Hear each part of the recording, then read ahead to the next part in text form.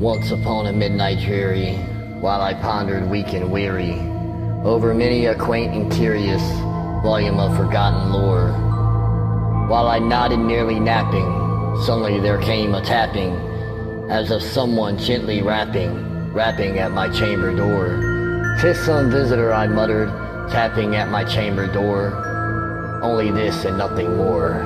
Distinctly I remember it was in the bleak December, and each separate dying ember wrought its ghost upon the floor. Eagerly I wished the morrow, vainly I had sought to borrow from my book surcease of sorrow for the lost Lenore, for the rare and radiant maiden whom the angels name Lenore, nameless here forevermore.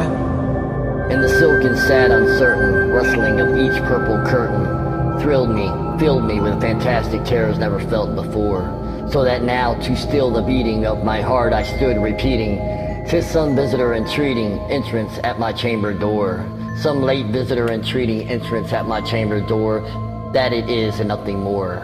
Presently my soul grew stronger, hesitating, then no longer. "Sir," said I, "or madam, truly, your forgiveness I implore.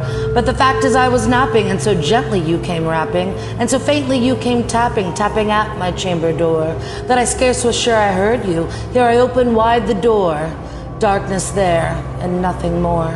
Deep into that darkness peering long, I stood there wondering, fearing, doubting, dreaming dreams no mortal ever dared to dream before. But the silence was unbroken, and the stillness gave no token, and the only word there spoken was the whispered word Lenore. Then I whispered, and echo murmured back the word Lenore, merely this and nothing more.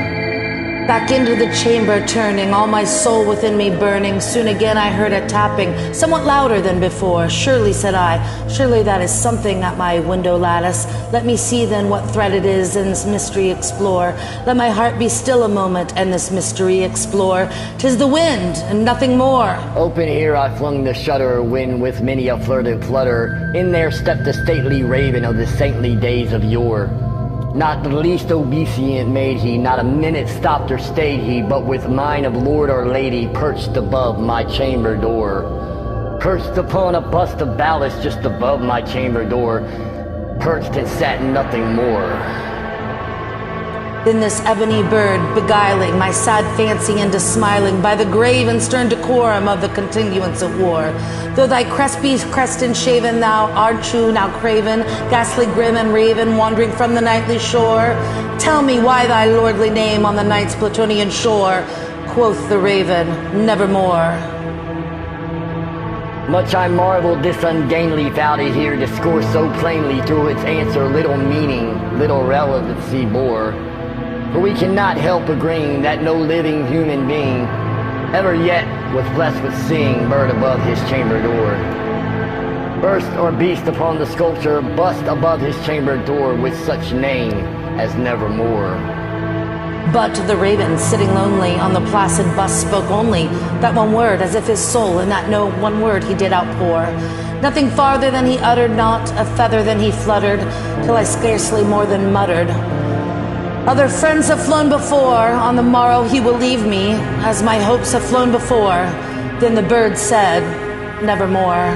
Startled at the stillness broken by reply so aptly spoken, doubtless, said I, what it utters is its only stock and store, caught from some unhappy master whom unmerciful disaster followed fast and followed faster, till his songs one burden bore, till the dirges of his hope that melancholy burden bore, of never, nevermore.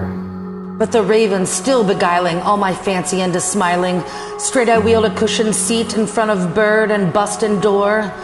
Then upon the velvet sinking, I betook myself to linking fancy unto fancy, thinking what this ominous bird of yore, what this grim, ungainly, ghastly, gaunt, and ominous bird of yore meant in croaking, "Nevermore." This I sat engaged in guessing, but no syllable expressing, to the fowl whose fiery eyes now burned into my bosom's core. This and more I sat divining, with my head at ease reclining, on the cushion's velvet lining that the lamp lighted gloated o'er, by whose velvet violet lining with the lamp light gloating o'er, she shall press, ah, nevermore. Then methought the air grew denser, perfumed from an unseen censer, swung by seraphim whose footfalls tinkled on the turfed floor.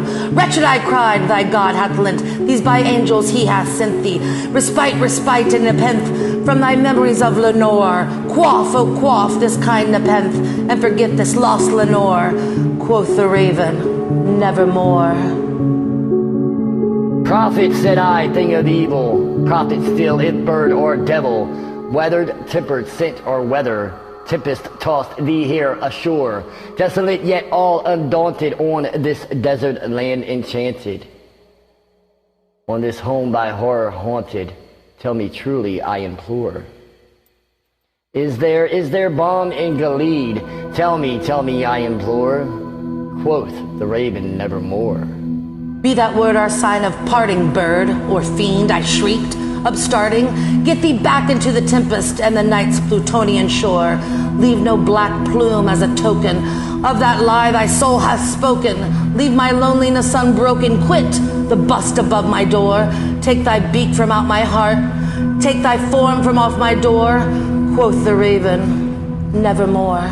And the raven, never flitting, still is sitting on the pallid bust of Pallas just above my chamber door. And his eyes have all the seeming of a demon's that is dreaming, and the lamplight o'er him streaming throws his shadow on the floor, and my soul from out that shadow that lies floating on the floor shall be lifted nevermore.